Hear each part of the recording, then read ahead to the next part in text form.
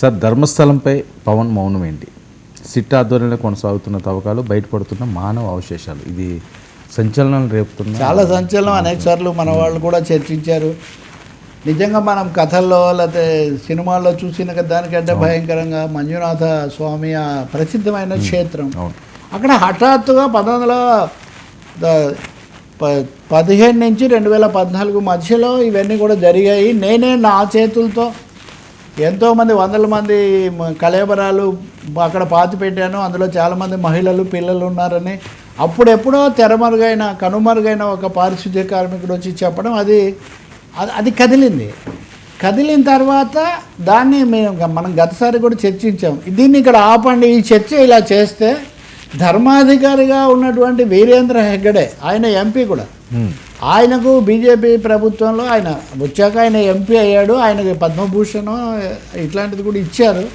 చాలా పెద్ద పేరున్న మనిషి. మీరు ఈ కేసు దీని మీద వార్తలు ప్రచురిస్తే ఈ ధర్మకర్తకు అపఖ్యాతి వస్తుంది కాబట్టి దీన్ని మీడియాలో మాట్లాడకూడదు అని ఆయన తమ్ముడు కోర్టుకు వెళ్తే కింద కోర్టు ఓకే ఈ వార్తలు ప్రచురించకండి అని ప్రసారం చేయకండి అని గాగార్డర్ ఇచ్చింది. దీని మీద పై కోర్టులకు వెళ్తే పై కోర్టులు జోక్యం చేసుకొని కాదు దీన్ని దర్యాప్తు చేయాల్సిందే, నిజాలు తేల్చాల్సిందంటే సిట్ వేశారు.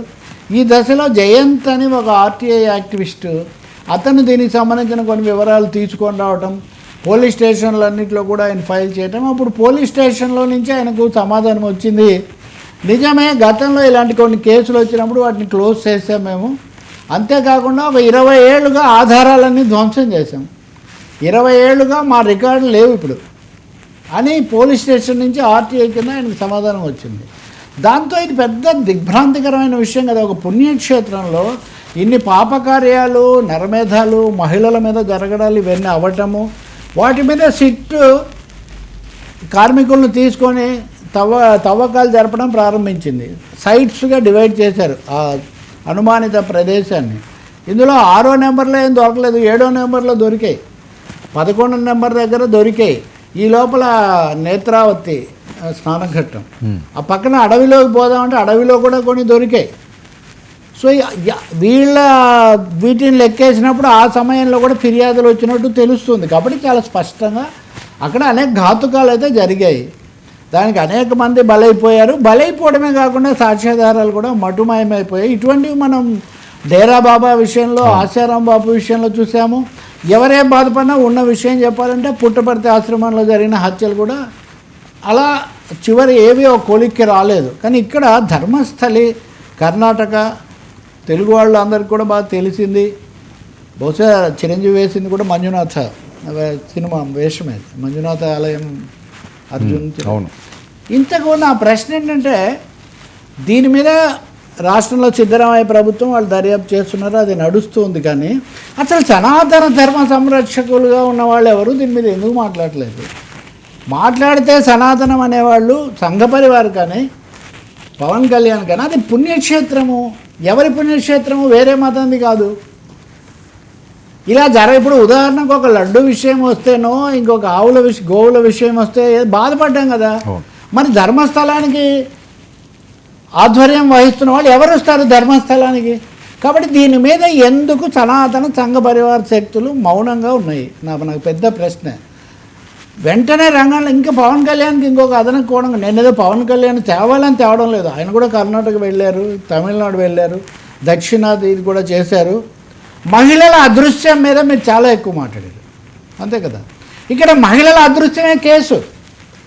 మహిళల అదృశ్యం అనండి, మతం కోణం అనండి, ధర్మస్థలి ఘాతుకం అన్నది అందరినీ కూడా ఒక విధంగా చాలా దిగ్భ్రాంతికి, చాలా బాధకు గురి చేస్తుంది. హిందీలో ఒక ఎపిసోడ్స్తో సీరియల్ కూడా తీశారు. ఉదాహరణకు బాబీ డియోల్ అందులో స్వామీజీగా నటిస్తారు. ఇవన్నీ ఎట్లా జరుగుతాయి ఈ ఆశ్రమాల్లో ఇటువంటివన్నీ అని.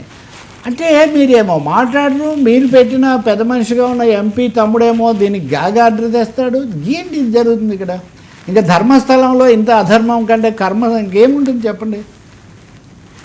కాబట్టి ఇంకా వేగవంతం చేయాలి, ఆధునికమైన పద్ధతులు ఉపయోగించి అక్కడ తవ్వకాలు చేయాలి. ఎందుకు ఈ మాట అనాల్సి వస్తుందంటే కొంతమంది గాయపడుతున్నారట ఈ తవ్వకాలు ఇవి జరిపే సమయంలో అది అంత ఇబ్బందికరమైన ప్రదేశం అనమాట. కాబట్టి తప్పకుండా ఈ మౌనం వీడాలి.